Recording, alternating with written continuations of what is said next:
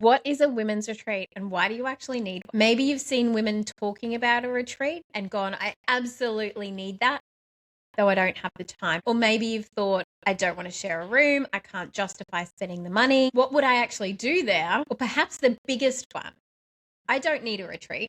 I'm fine. What if it's one of the most powerful ways you can reconnect with your nervous system, increase your self-worth, and remember who you are underneath everything that you carry? Today, we're talking about women's retreats, what they actually are, the different types of retreats you can experience, why women can be so resistant to actually taking the time and space for themselves, and why stepping away from your natural environment can create space for something to shift in your life. How a weekend can actually change your life. I'll also share a little bit about my upcoming Out of Her Mind retreat, because this is exactly why I created it. Welcome to Out of Her Mind with Kobi Pollock.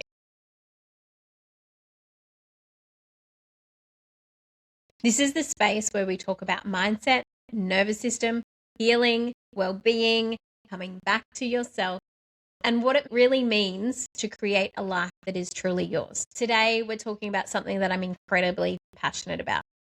What actually is a women's retreat? Sometimes when you say those words, women's retreat, it conjures up a beautiful sunrise, relaxing by the pool, maybe some yoga, spa treatments, beautiful food. For other people, it's about deep emotional work, breath work, sound healing, shifting those things that are keeping us stuck so that we can step into that version of who we want to become. The truth is there is no definition of a retreat, and every retreat is going to be different and suitable for different people. A retreat essentially is being able to take the time and the space to step away from your everyday life and responsibilities for a period of time and to come back and create space for yourself. That space can be for rest, reflection, wellness, exercise, nutrition, learning, creativity, healing, connection, or simply breathing and being. And that's one of the most amazing things about retreat. How often do you actually get to be somewhere where you don't need to be doing things, where nobody actually needs anything from you? You can just be in the space, be seen, heard, and accepted exactly as you are, and come back to connect with yourself again. There are so many different types of retreats. They can be locally, they can be around Australia, they can be international. You've got wellness retreats, you've got yoga retreats, meditation and mindset retreats, silent retreats, spiritual retreats, creative retreats, fitness retreats, women's circles and women's retreats, and leadership and business retreats as well. And then you've got some that are designed specifically around personal development, nervous system healing, emotional well-being, and reconnecting with yourself.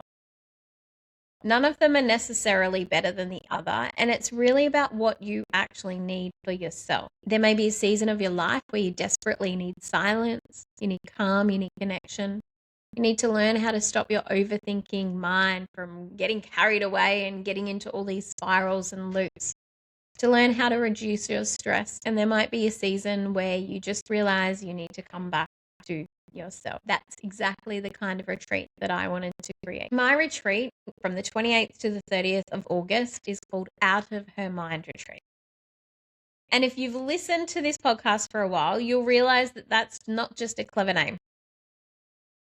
So many women are living in their minds. The names of the events that I do are called Out of Her Mind. The name of my podcast is called Out of Her Mind. We always seem to be thinking, planning, overthinking, analyzing, organizing, worrying about things, replaying conversations, thinking about what's going to happen tomorrow, about everyone else's needs, and thinking about what we should be doing. Eventually, we become so disconnected from our bodies that we don't actually know what we need to be doing anymore. Out of Her Mind isn't about becoming less intelligent or fully switching your brain off. It's about stepping out of that constant noise to actually hear yourself again. What do you want?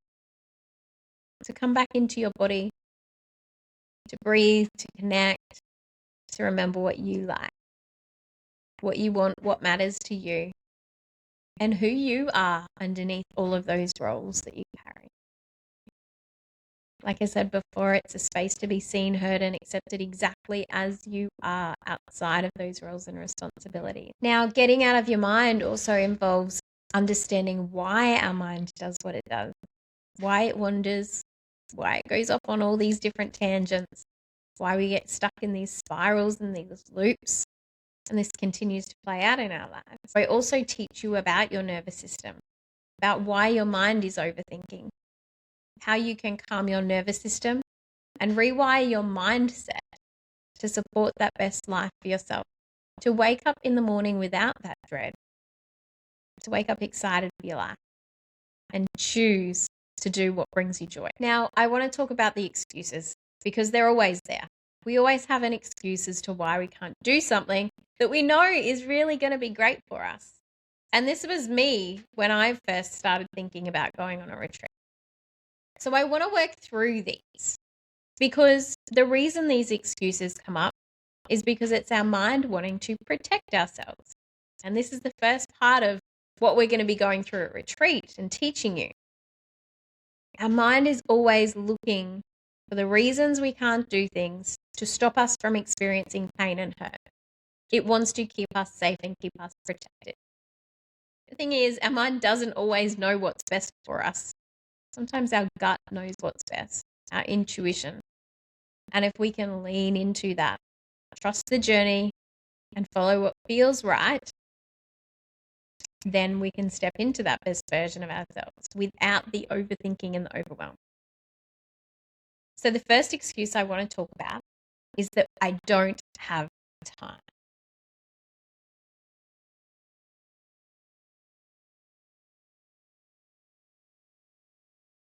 This is probably one of the biggest ones.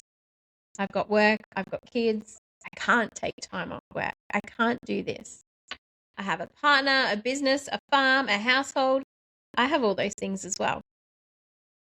Yet I'm going away for a week and a half in November by myself because I choose to.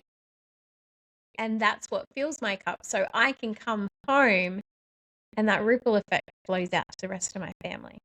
I feel great. I know who I am. I'm connected with myself again. When you're used to being that person who knows what's happening, the appointments, the CEO of the household keeps everything moving, then talking yourself out of those excuses can feel impossible.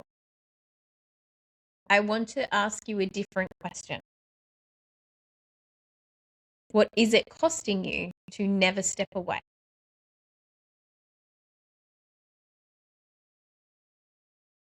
Because sometimes we say we don't have time for ourselves, so we spend hours scrolling on our phones, hours worrying about things, trying to hold it all together and playing things out in our brain without being able to switch off. Now, I'm not saying that to make you feel guilty. I'm saying it because we don't need more time. We actually need to decide that we matter and prioritize ourselves first. All right. Excuse number 2. I don't want to share a room. Okay, I get it. And honestly, this is one of the first things I think women think about too. But I want you to consider something. What if the woman that you share a room with is someone that you would not have met otherwise? What if you laugh together? What if there's a 2 a.m. conversation where you connect deeply and create a bond, that connection that you haven't had for years? What if you realize you're not the only woman who feels like you do? And equally, if you're not up for sharing a room, then that's okay as well. You get to have preferences. A retreat isn't about forcing yourself into what feels right. It's about creating an environment where you can feel safe enough to step outside of your comfort zone, outside of your normal pattern.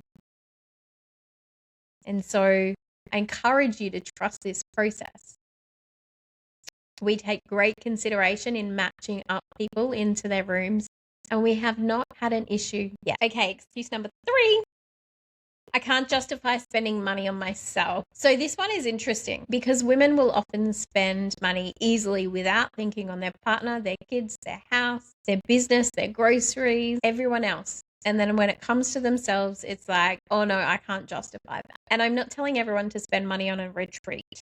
You need to be financially responsible for you. But I do want you to visit the story underneath this. Do you believe that investing in yourself, your wellness, your health, your happiness is a luxury? There's a difference between spending money intentionally or impulsively. And investing in your well-being and growth is an investment. It can shift your life totally. Sometimes the greatest thing you can give yourself isn't another thing. It's actually space. So why can attending a retreat be so powerful and shift your life so much? It's because you're creating space for yourself. You're changing your environment. You're removing some of those everyday demands, and you're moving away from the laundry, the school runs, the errands, the work. And when you create that space, something becomes audible. You can actually hear yourself, what you truly want in this life. You can notice how you've been feeling, how you're breathing, what you want, what your likes are. You can laugh, you can cry, you can learn something new about yourself. And sometimes you'll realize, oh my God, I've been living in survival mode for years. That awareness in itself is the beginning of change. Now, I'm not saying a weekend will magically fix your life every time. Sometimes it does. You still have to go home afterwards. Your children will still be there. Your partner, your work, the chores at home will still be there. But you might return different. You might return a little changed from before. And sometimes that's the shift that we need to realize what's important and that we are actually the most important thing.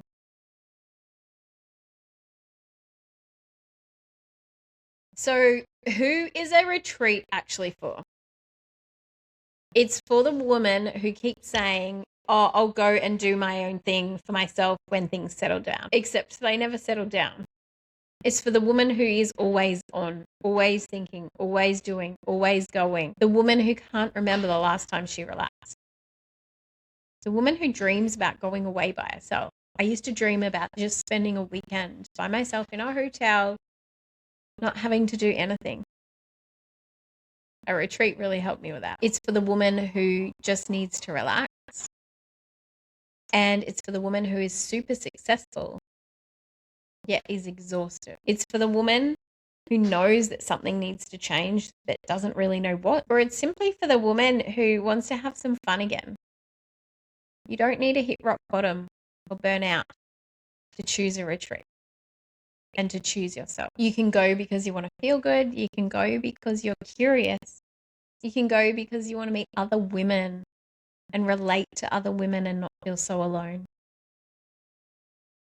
And you can go because you want to remember who you are. And this is exactly why I created Out of Her Mind Retreat. It's not actually about escaping your life. It's about slowing down for a weekend, connecting with yourself, and realizing that everything you need is within you when you actually slow down and listen. I'll teach you about your nervous system, why you overthink and get stuck in survival mode, and how you can rewire your mindset to support yourself to create the changes in your life that you want. We will move, we will laugh, we will breathe, we will relax, we will connect with nature and with each other. It's my intention for you to leave feeling lighter, more connected, more yourself, more grounded. Not because you've magically changed your life, though because you've slowed down enough to hear yourself again. So if you've been listening to this and thinking, maybe I need a retreat, I want you to pay attention to that little voice within you. That's the voice that we will hear more at retreat. You don't need to convince yourself Just get curious and ask, what would happen if I actually gave myself permission to go? Sit with that. What would I discover? How would I feel? Who might I meet? And more importantly, who might I come home as? If Out of Her Mind retreat sounds like something you've been craving, I'll pop all of the details in the show notes. And if you're sitting there thinking, I'm not sure about the room, the investment, the time, please send me a message and let's jump on a call. I'm happy to talk through any of this with you and give you all of the information that you need. Sometimes you don't need any information at all. It's just about listening to that inner voice, because I really don't want you to talk yourself out of something that can give you so much. Going away for my first retreat was terrifying, brave, and so rewarding.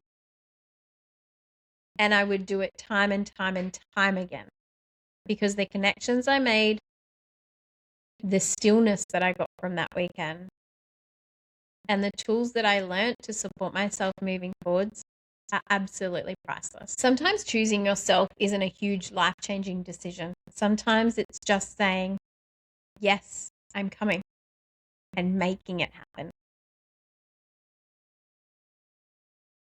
Thank you for being here again. Please like, share, and subscribe this episode.